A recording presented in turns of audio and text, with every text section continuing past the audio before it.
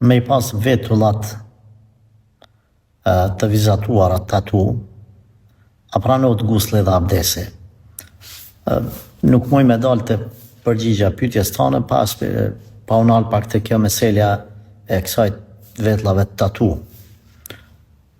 Si për meshkët, si për femrat, me sa unë po kuptoj, nëse nuk jam gabim, është për qëllim domethënë hiqen këto vetulla që t'i ka falë Zoti, po e quaj kështu, edhe pastaj vizatuan aty përmes tatus. Qoftë që rrin për gjithmonë, qoftë për një kohë caktuar, s'ka lidhje një javë, një muaj, 3 muaj, s'prish punë. Na themi kjo nuk lejohet, ky lloj veprimi nuk lejohet. Po tash nëse veç e ka bë dikush,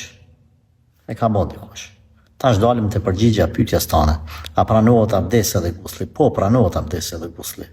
Po, inshallah taala pranohet. Njëjtë kjo ka rolin sikurse tatuazhi në pjesët e caktuara të trupit. E ka bë dikush një tatuazh që ose në fytyrë. Tash e ka bën, ka gabu. Nëse mundet me hek normal, duhet me hek. Po deri ta hekën, merr abdes, merr gusl pa problem.